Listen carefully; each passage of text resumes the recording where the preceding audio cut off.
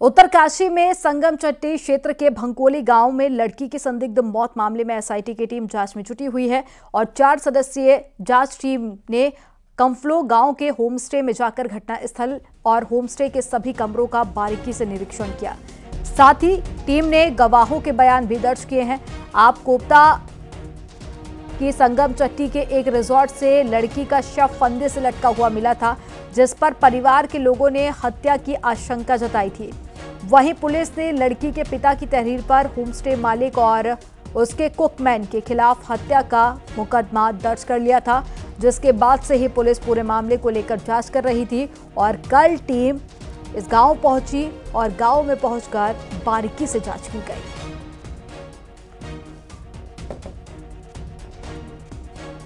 ज्यादा जानकारी के साथ में बलवीर परमार जुड़ गए हैं। बलवीर, 4 सदस्यीय कल टीम गांव पहुंची और गांव में जाकर तमाम बारीकी से निरीक्षण किया गया। क्या कुछ जानकारी पुलिस को हाथ लगी है? बिल्कुल, जो एसआईटी जांच है ये शुरू हो गई है, जिसके चलते जो ये 4 सदस्यीय एसआईटी बनाई गई है, इन्होंने जो मौका है, घटना स्थल है, वहां का मुआयना किया है और बारीकी से जांच की है और इनका जो लगातार ये वहां पे अभी भी जांच कर रहे हैं, क्योंकि 5 दिन का टाइम इन्होंने बताया कि 5 दिन में जो जांच है ये पूरी करनी है। उसके बाद ही रिपोर्ट तैयार की जाएगी आखिरकार जांच में क्या निकला। पर जो जांच है लगातार जारी है और जो गवाह है उनके भी बयान लिए जा रहे हैं। होटल को पूरी तरह से सील किया हुआ है। तो जो गंभीरता है, जिस तरह से ये मामला सामने आया, उसके बाद गंभीरता दिखाते हुए लगातार पुलिस हरकत में है और जो एसआईटी जांच है वो शुरू हो गई है और 5 दिन का समय बताया गया है कि 5 दिन में ये जांच पूरी होनी है, तब निकल के आएगा कि आखिर जांच में क्या रहा। तो फिलहाल कह सकते हैं कि पुलिस लगातार जो एसआईटी टीम है वो घटना स्थल पर पहुंच रही है और जो साक्ष्य है वो जुटाए जा रहे हैं, जो बारीकी से अध्ययन किया जा रहा है और किसी हर पहलू को जांचा जा रहा है कि ताकि जो घटना घटी है या क्यों घटी, क्या कारण रहे, ये निकल के सामने आए। तो ये 5 दिन का समय बताया है, 2 दिन निकल चुके हैं, दूसरा दिन आज है, तो कह सकते हैं कि 3 दिन और बचे हैं, जिसके बाद पुलिस जो एसआईटी टीम अपनी जांच रिपोर्ट सौंप देगी। जी, जानकारी साझा करने के लिए बहुत शुक्रिया बलवीर आपका। वनंतरा रिजॉर्ट में काम करने वाली अंकिता भंडारी हत्याकांड मामला अभी थमा भी नहीं था कि उत्तरकाशी के एक रिजॉर्ट में काम करने वाली युवती के संदिग्ध शव ने एक बार फिर से महिला सुरक्षा पर सवाल खड़े कर दिए। एक रिपोर्ट आपको दिखाते हैं।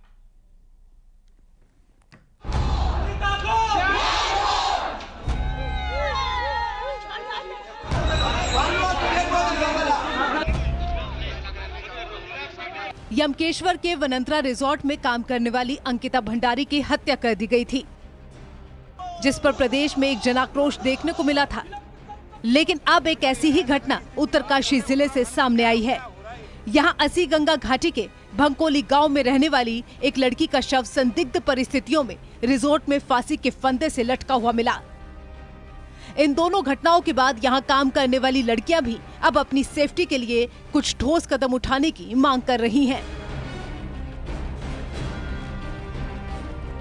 मोस्टली लड़कियां जो गांव से आती है वो मजबूर हो जाती है ऐसी जगह पे जॉब करने के लिए, क्योंकि यहाँ शायद इतना अभी वर्किंग के लिए हब नहीं है, तो इस वजह से तो उनके लिए थोड़ा जॉब के लिए भी अच्छा वो बनाना चाहिए माहौल, ताकि वो अच्छे से जॉब भी कर सके और जिस जगह में वो जॉब कर रही है तो अच्छे से वहाँ का वेरिफिकेशन वगैरह भी हो।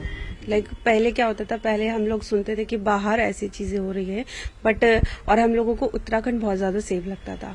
बट राइट नाउ क्या है, अभी सिचुएशन ऐसा है कि उत्तराखंड में अभी हम लोगों को वो वाली फीलिंग नहीं आती है जो पहले हम लोगों को सेफ्टी पॉइंट ऑफ से आती थी। उत्तरकाशी की घटना में पुलिस ने रिजॉर्ट मालिक अनिल कुंडियाल और पंकज के खिलाफ हत्या की धाराओं में मुकदमा दर्ज कर लिया है और जांच एसआईटी को सौंप दी है।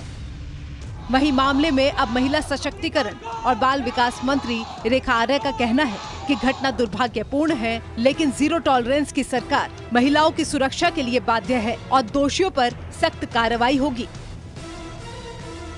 किसी भी घटनाक्रम को उसके परिणाम तक में अपराधी को कहां पहुंचाना है वह सरकार जरूर कानून के हिसाब से तय करती है और मुझे लगता है कि इस घटनाक्रम में भी जो दुर्भाग्यवश हो गया है तो उसमें भी अपराधी जेल के सलाखों के पीछे जाएगा। कानून अपना कठोरतम से कठोरतम कार्रवाई उसके विरुद्ध करेगा।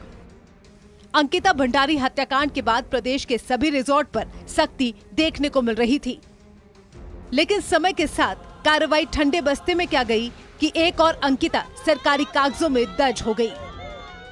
लेकिन इन घटनाओं की पुनरावृत्ति न हो, इसके लिए प्रशासन को चाहिए कि रिजॉर्ट इंडस्ट्री पर भी नजर रखे। न्यूज़ 18 के लिए देहरादून से सत्येंद्र बर्थवाल की रिपोर्ट। देहरादून में सोमवार रात को मुख्यमंत्री पुष्कर सिंह धामी ने प्रदेश अध्यक्ष महेंद्र भट्ट से मुलाकात की। सीएम धामी ने प्रदेश अध्यक्ष महेंद्र भट्ट के आवास पर जाकर मुलाकात की, जिसमें इन्वेस्टर समिट, दायित्व बंटवारे समेत कई मुद्दों पर बातचीत की गई।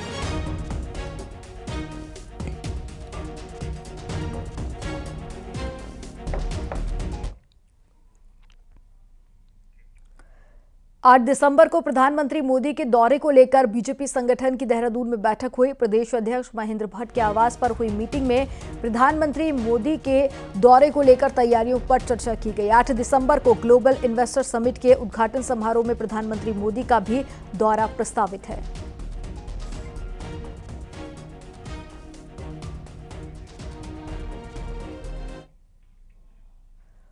सोमवार को धामी कैबिनेट की मीटिंग में 14 प्रस्ताव लाए गए, जिसमें पहाड़ों में हेलीपैड बनाने को सरकार प्रोत्साहन देगी।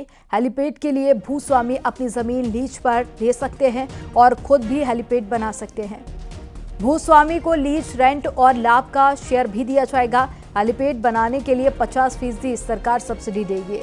इसके साथ ही नंदा देवी कन्या धन योजना का प्रस्ताव भी पास हुआ है, जिसमें पूर्व में छूटे हुए 35,088 लाभार्थियों को धनराशि दी जाएगी।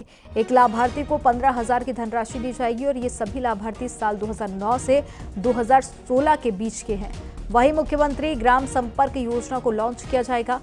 ये योजना PMGSY के मानकों में न आने वाले गाँव के लिए होगी, जिसमें अब 250 से कम आबादी वाले गांव भी सड़क से जुड़ सकेंगे, जिससे कि 3,177 गांवों को इस योजना का लाभ मिल सकेगा। निजी जो भूमि स्वामी है वो लीज पर अपनी जमीन यूकाडा को दे सकता है और उसको कुछ लीज रेंट उसको दिया जाएगा और उसको जो भी प्रॉफिट होता है उस हेलीपैड के माध्यम से उसमें भी कुछ उसमें प्रॉफिट शेयरिंग की जाएगी। इसके अलावा यदि दूसरा विकल्प यह है कि यदि कोई खुद ही से बनाना चाह रहा है तो उसके लिए सब्सिडी की व्यवस्था इस नीति में की गई है। चुनावी नतीजों पर हरीश रावत का बड़ा बयान सामने आया। हरीश रावत ने कहा कि मैं मध्य प्रदेश के परिणाम से चिंतित हूं। छत्तीसगढ़ में उत्तराखंड जैसे परिणाम आए और छत्तीसगढ़ जीतते जीतते क्यों हारे। इस पर पार्टी को मंथन करना होगा कि तीनों प्रदेशों में चुनाव जीतने के लिए बनी रणनीति में क्या चूक रही, इस पर विचार करना होगा।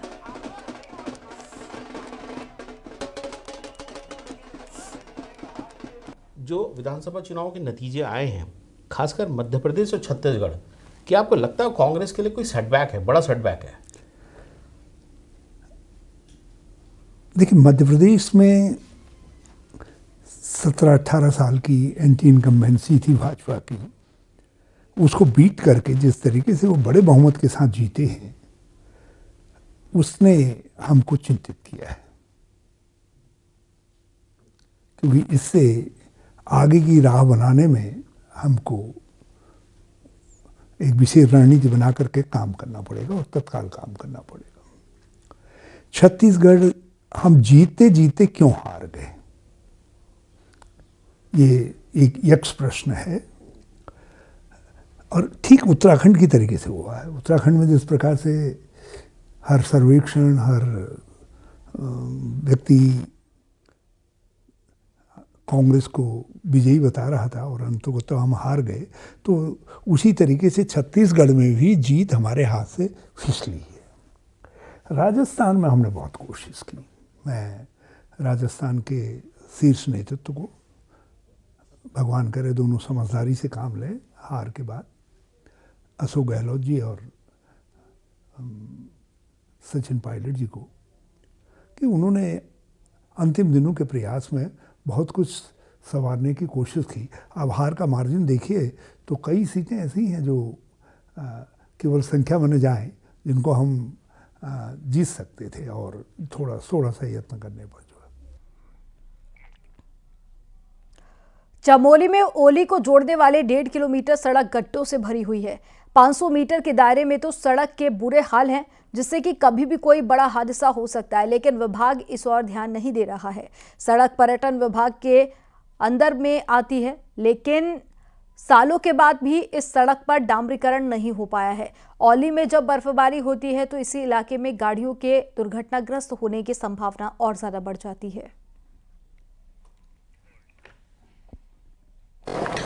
पर्यटन क्षेत्र औली को जोड़ने वाली सड़क की दशा आप देखें किस तरीके से यहाँ पे बड़े बड़े जो गड्ढे हैं वो दुर्घटनाओं को न्योता दे रहे हैं। पर्यटकों के वाहन औली मुश्किल पहुँच पा रहे हैं। अभी तो बर्फबारी नहीं हुई है, लेकिन जब बर्फबारी होती है तो इस इलाके में बहुत ज़्यादा फिसलन हो जाती है। लेकिन अभी तक इन सड़कों को ठीक नहीं किया गया है, जबकि उत्तराखंड के मुख्यमंत्री पुष्कर सिंह धामी ने कहा था कि 30 नवंबर तक पूरे प्रदेश की जितनी भी सड़कें हैं उन सड़कों को डामरीकरण करके ठीक कर दिया जाए। लेकिन पर्यटन विभाग कहीं भी इस सड़क को ठीक नहीं कर रहा है, क्योंकि पर्यटन विभाग की ये सड़क है और लगभग 1 से 1.5 किलोमीटर का जो ये पेच है ये पर्यटन विभाग ने अपने अंडर में रखा है और यहाँ पर हर वर्ष सैकड़ों की संख्या में पर्यटक पहुँचते हैं। लेकिन अगर पिछले 10 से 12 सालों की बात करें तो यहाँ पे कहीं भी डामरीकरण नहीं किया गया है, ना ही इन गड्ढों को भरने की कोशिश की गई है। पर्यटन क्षेत्र में जहाँ लाखों करोड़ों का बजट खर्च हो रहा है तो वहीं इस तरीके की सड़कें कहीं ना कहीं दुर्घटनाओं को न्योता दे रही है। आने वाले समय में पहाड़ों में बर्फबारी होगी तो कहीं ना कहीं ये सड़कें एक बार फिर से दुर्घटना के कारण भी बनेंगी। नितिन सेमवाल, न्यूज़ 18, औली। जोशीमठ में ओली को जोड़ने वाली सड़क पर टीवी टावर के पास में एक बार फिर से दरारें बढ़ गई हैं। सड़क पर धंसाव होने से दरारें और ज्यादा बढ़ गई हैं। बीआरओ के अधिकारी मौके पर पहुंचकर जायजा लेंगे और इसके बाद में सड़क का ट्रीटमेंट किया जाएगा।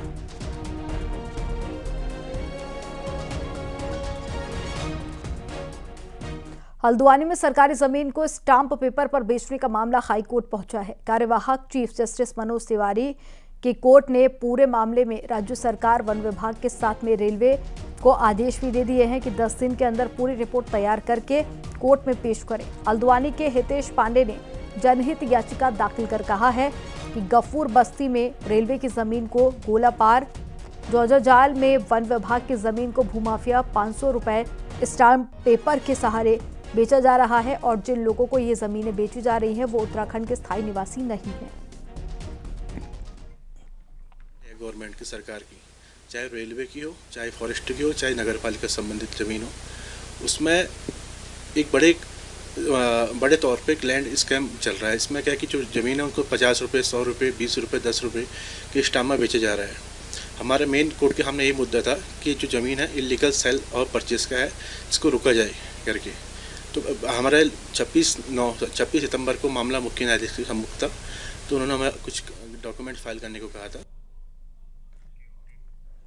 उत्तरकाशी में लगातार भालू के हमले की घटनाएं सामने आ रही हैं। हीना गांव में घास काटने गई महिला पर भालू ने हमला कर दिया।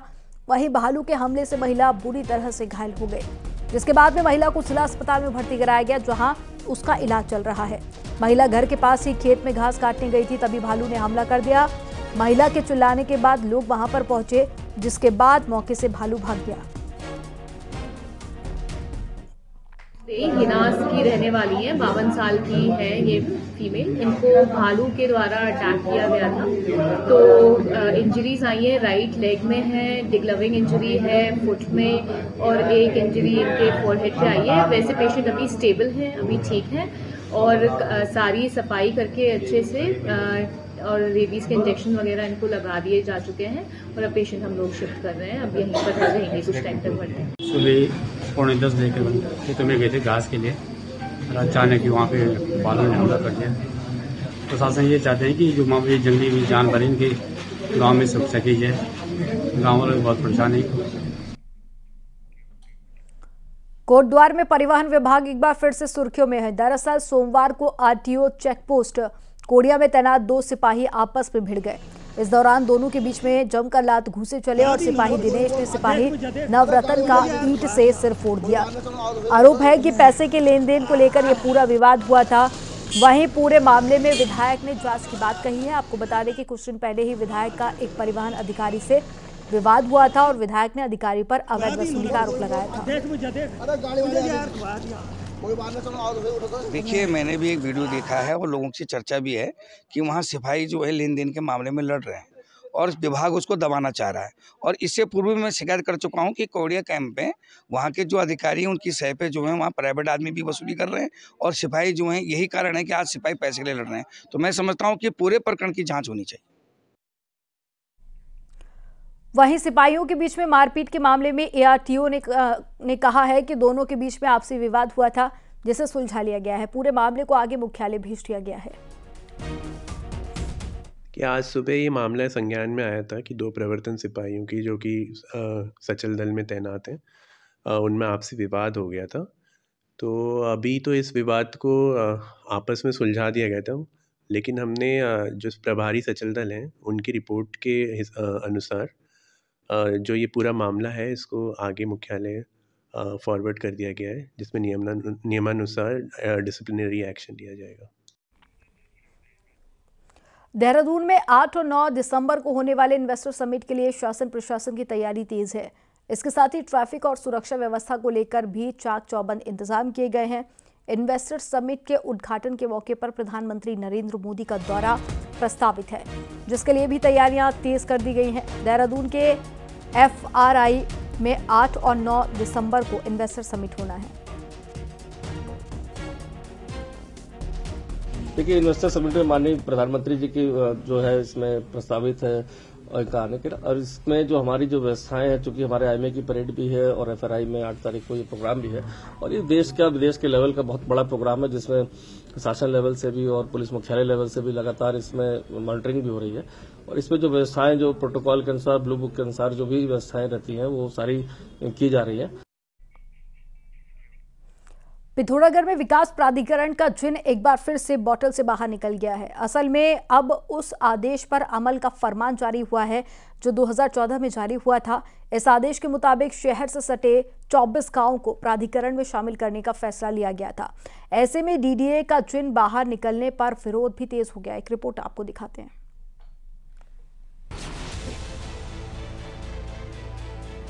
वापस लो, वापस लो। पहाड़ों में विकास प्राधिकरण के विरोध में आंदोलन काफी तेज हो रहा था। यही वजह थी कि त्रिवेंद्र सरकार ने अपने ही फैसले पर अमल नहीं होने दिया। लेकिन अब पिथौरागढ़ में विकास प्राधिकरण में शहर से सटे 24 गांवों को शामिल करने का विरोध शुरू होने लगा है। असल में DDA में 24 गांवों को शामिल करने का फैसला सालों पहले ही ले लिया गया था, लेकिन भारी विरोध को देखते हुए इस फैसले पर अमल नहीं हो पाया। लेकिन अब इस फैसले को अमली जामा पहनाने की कवायद शुरू हो गई है। वहीं इस कवायद का विरोध भी तेज होने लगा है। वैसे ही जो रोजगार की कमी से हमारे बच्चे जो है बाहर रोजगार के लिए पलायन कर रहे हैं, शिक्षा के लिए पलायन कर रहे हैं, और ऐसे में जब हमारी सरकार यहाँ पे विकास प्राधिकरण का एक जिन दे रही है तो वो जनता पे एक, मैं कहूंगा कि उनकी गाड़ी कमाई छीनने का यहाँ पे काम कर रही है। आज तक ग्रामीण जो अपने कम खर्चे में मकान बना लेते थे, अब उनको एक और खर्चा ये करना पड़ेगा कि उनको प्लान पास करना पड़ेगा, जिसपे ग्रामीणों को सरकार द्वारा अधिक पैसा लिया जाएगा। असल में DDA में शामिल होने पर ग्रामीणों को जहां प्लान पास करवाना जरूरी होगा, वहीं प्राधिकरण को भारी शुल्क भी देना होगा। यही नहीं, ग्रामीण क्षेत्रों के निर्माण कार्यों में DDA के नियमों का पालन करना भी जरूरी होगा। कुल मिलाकर ये कहा जा सकता है कि प्राधिकरण में शामिल होने पर गांव में शहरी कायदे कानून पूरी तरह प्रभावी हो जाएंगे। वहीं DDA की माने तो सिर्फ पुराने फरमान पर अमल हो रहा है। यही नहीं, बीते सालों एक भी नए गांव को DDA में शामिल नहीं किया गया है। प्राधिकरण की सीमा को देखकर कोई चेंजेस नहीं हुए हैं। जो सीमा 2014 में है वही अभी भी मान्य है, और 2014 में इस प्राधिकरण के क्षेत्र के अंतर्गत 24 गांव सम्मिलित हुए थे, तो उन्हीं 24 गांव में प्राधिकरण की सीमा लागू होती है। असल में शहरों से सटे गाँव में नियोजित विकास के लिए DDA बनाए गए थे, लेकिन इनका विरोध खासकर पहाड़ी